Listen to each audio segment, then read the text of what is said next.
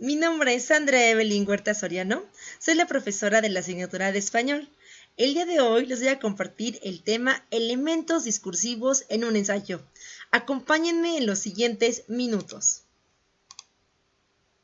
La primera pregunta que surge es ¿qué es un elemento discursivo? Pues bien, son las diferentes formas o modos en que un escritor desarrolla un texto, es decir, son esos estilos de redacción que podemos desarrollar para elaborar textos, construir escritos y en este caso ensayos. Nos señala claramente que debemos tener considerado el objetivo. El objetivo de un ensayo es convencer al lector de que nuestra opinión es la única válida. Por lo que nuestra estrategia, en este caso de redacción o los elementos discursivos, están encaminados a persuadir a la persona que lea nuestro escrito. Veamos algunos ejemplos. En los ensayos es frecuente encontrar los siguientes. Tenemos datos, opiniones, argumentos, paráfrasis y cita textual. Veamos uno por uno. Datos. Son expresiones numéricas que permiten significar fechas, porcentajes, cantidades, sucesos, acciones o hechos. Es decir, son informaciones ubicadas tal cual en instituciones, portales oficiales, datos obtenidos de un experto en el tema y pues para ello nos permite justamente desarrollar un elemento numérico o bien un dato duro. Veamos algunos ejemplos. En 2019, de acuerdo a las cifras del INEGI, se registraron 2.169.048 nacimientos en nuestro país. Veamos aquí los datos. Tenemos una fecha, 2019. Tenemos el nombre de la institución que nos da la información, que es el INEGI. Tenemos 2.169.048 nacimientos. Es precisamente un dato numérico muy preciso de cuántos bebés nacieron en este año. Y nos indica el sitio, México, nuestro país. Veamos el segundo ejemplo. En 2019, de acuerdo a las cifras del INEGI, se registraron 722.611 defunciones en nuestro país. Nuevamente, tenemos el año 2019, tenemos la institución, el INEGI, tenemos el dato duro, que en este caso son 722.611 personas que fallecieron, y nos indica que es en nuestro país, en México. Es decir, los datos son precisamente pues esta información, estas cantidades que nos permiten un panorama general del tema. Opiniones. Son apreciaciones personales acerca de un tema o una situación.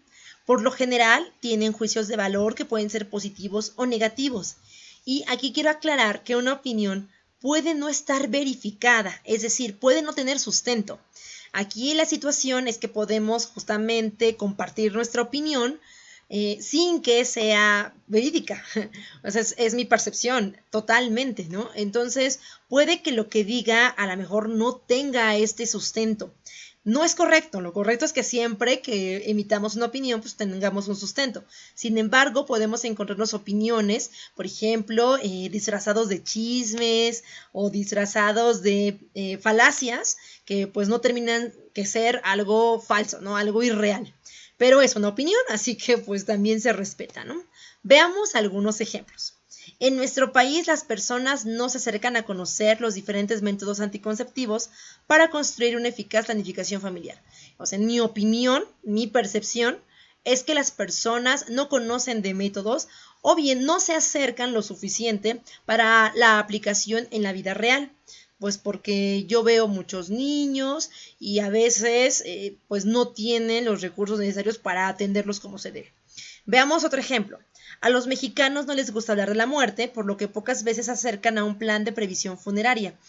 Aquí, en mi opinión, lo que indico es que a las personas de manera cotidiana pues no acostumbran a hablar de la muerte, de su funeral. Y generalmente lo relegan a un 2 de noviembre, a una tradición donde ponen pues una ofrenda, van al panteón, ponen flores, se disfrazan, pero no hablan el resto del año en general pues de su funeral. Y esto es algo bueno porque de hecho tendrían que hacerlo, deberían organizarlo para evitar gastos futuros a la familia, ¿no? Si hay un plan de respecto a nuestro funeral, podríamos evitar problemas en la familia. Bueno, esa es mi opinión. Aclaro, yo en ningún momento estoy dando un dato, en ningún momento estoy dando una fecha, nada. Únicamente estoy dando mi opinión de un tema y punto. Veamos ahora argumentos. Son expresiones cuyo objetivo es apoyar una opinión sustentada para persuadir o convencer al lector de su pertinencia. Los argumentos contienen datos verificados, descripciones, narraciones, etc. Es decir, el argumento se estructura con nuestra opinión y a la vez se agregan datos verificados que sustentan esa opinión. Ahora sí podemos construir argumentos porque tenemos esta información. Veamos algunos ejemplos. Es fundamental que la población sexualmente activa de nuestro país conozca las estrategias de planificación familiar. El objetivo es reducir el número de nacimientos, sobre todo del grupo poblacional de los adolescentes, ya que en el 2017 se registraron 397.395 nacimientos de padres adolescentes. Es una situación grave si se considera que los adolescentes no tienen los recursos para atender a un hijo. Es decir, mi opinión respecto a, en este caso, el embarazo en la adolescencia o la paternidad o maternidad adolescente, es precisamente que no debería ocurrir, que los adolescentes deberían estar atendiendo otros asuntos, como la escuela, sus amistades, pues justamente un proyecto de vida fuerte, y no atendiendo, por ejemplo, a su maternidad o paternidad, ¿no? Pues porque yo pienso que no tienen los recursos para hacerlo. Sin embargo, no solo agrego mi opinión, estoy dando datos. Doy, por ejemplo, la cifra de nacimientos en el año 2017. No solamente se trata de hablar por hablar, es dar opinión sustentando con información, en este caso ya verificada. Veamos el segundo ejemplo. La primera causa de muerte en México son problemas de salud relacionados con el corazón. Por ello es importante tomar medidas preventivas y seguir las recomendaciones, mantener bajos los niveles de colesterol, alimentarse con dietas balanceadas, hacer ejercicio, evitar el tabaco y el alcohol. Es decir, de las personas que fallecen en nuestro país, la causa número 1 es por problemas cardíacos o problemas cardiovasculares o relacionados con el corazón. Entonces, si esto es información ya verificada, entonces la opinión que yo agrego es que pues debemos prevenir, ¿no? Buscar estrategias que eviten que eso nos ocurra a nosotros, ya que es algo muy común por lo que dice justamente la cita. Así que nosotros aquí agregamos posibles situaciones de solución, que tampoco me lo inventé. O sea, esto lo dice la Organización Mundial de la Salud, por lo que mi opinión ya queda sustentada. Así que esto se transforma en un argumento. Citas textuales.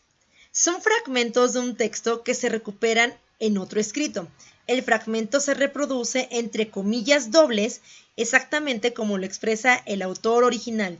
Inmediatamente después, entre paréntesis, se indica la cita de donde se toma la información. Es decir, cuando hagamos nuestro ensayo, podemos encontrar información muy importante y no queremos, en este caso, omitir esa información. Al contrario, queremos agregarlo en nuestro ensayo. Eso se puede hacer a través de una cita textual. Entonces, copiamos exactamente igual el párrafo que ha llamado nuestra atención y lo ponemos entre comillas dobles. Y aquí nos señala que además hay que agregar una cita tipo Harvard que nos indica precisamente de dónde obtuvimos la información. Ejemplo, comillas dobles. La sexualidad humana es cautiva de una vieja prisión. No puede huir de las normas. Es la herencia que nos separa de lo estrictamente animal y nos transforma en humanos. Comillas dobles. Abrimos paréntesis. Trueba, coma, año de publicación 2008, paréntesis, punto. En este caso, en nuestra cita Harvard, pues solo únicamente agregamos el apellido paterno y agregamos el año en que se publicó este texto. Este párrafo yo lo vi en un libro, me pareció interesante y no quise dejar de lado esta información, por lo que la copio exactamente igual. Sin embargo, indico que no es mía a través de las comillas dobles y justamente pues de mi cita Harvard. Veamos otro ejemplo. Comillas dobles.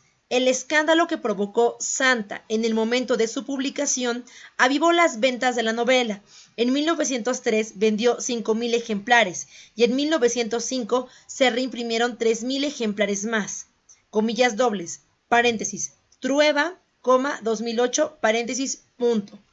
Esta información me pareció relevante, entonces yo la copié y nuevamente agrego comillas dobles y la cita Harvard. De este modo, ustedes también pueden agregar información de otros textos y no hacer plagio. Más bien hacemos una cita textual. Paráfrasis. En la paráfrasis, la idea es justamente expresar con nuestras propias palabras las ideas del autor o de otra persona acerca del tema que vamos a tratar en nuestro ensayo. Es importante aclarar de dónde obtuvimos estas ideas. Yo lo que hice como ejemplos son precisamente paráfrasis de la cita textual que acabo de compartir. Fíjense muy bien. Número 1. José Luis Trueba Lara, en su libro Historia de la Sexualidad en México, comenta que las normas son el instrumento a través del cual el ser humano deja de ser animal y se convierte en un ser civilizado. Es decir, en mi paráfrasis, en primer lugar agrego el nombre completo del autor, que es José Luis Trueba Lara, y agrego el nombre de su libro, que es Historia de la Sexualidad en México. Por lo tanto, mi paráfrasis comienza indicando de dónde y de quién es la idea que comparto. Después, lo único que hice fue que con mis palabras agregué lo que precisamente en la cita textual o en el párrafo anterior yo copié. Pero en este caso lo hice con mis palabras. Únicamente indico que justamente las normas, pues es lo que nos separa de ser animales. Veamos el ejemplo 2. El libro de Santa de Federico Gamboa, aunque fue seriamente criticado por el tema que trataba, también fue muy exitoso porque vendió muchos ejemplares. Paréntesis, Trueba, 2008, paréntesis, punto. Es decir, las paráfrasis también pueden llevar, en este caso, citas Harvard. Es decir, yo aquí no comienzo con el nombre del autor del libro, pero sí comienzo indicando de quién es, por ejemplo, el libro de Santa, porque no lo menciona, en este caso, la cita textual. Entonces, eso yo lo investigué y lo agregué. Y después, lo único que estoy diciendo es que fue un libro que, a pesar del tema, vendió muchos ejemplares en su época. Imagínense, estamos hablando de 1903, de principios del siglo XX, cuando la población mexicana pues no leía, no escribía, una parte muy pequeñita lo hacía. Y ese grupo poblacional compró el libro, aunque fue criticado. Así que es interesante a mi parecer la información, por lo que yo lo hice con mis palabras. Yo solo lo único que hice fue pasar esa cita textual a paráfrasis. Eso es hacer paráfrasis, que con nuestras palabras podamos pasar la información. Sin embargo, yo agregué aquí una cita a Harvard indicando que esta información pues justamente la encontré en el libro de José Luis Trueba. Y pues bien, una vez más los invito justamente a revisar algunas fuentes de consulta que yo trabajé en este caso, que es precisamente el libro de José Luis Trueba Lara, Historia de la Sexualidad en México, el libro de texto de español del tercer grado, editorial SM 2018, y pues revisé 2 páginas de internet que también es importante cuando tengan dudas poder pues despejarlas. Les recomiendo la página de la Real Academia Española y justamente para obtener datos oficiales el INEGI. Estas 2 instancias pues nos permiten despejar dudas respecto al idioma español y respecto a datos oficiales de nuestro país. Ahora bien, para el ensayo que van a desarrollar es importante que agreguen estas estrategias discursivas para mejorar nuestra redacción, nuestro estilo y hacer un ensayo pues mucho más interesante. De mi parte eso es todo. Muchas gracias por su atención. Hasta luego.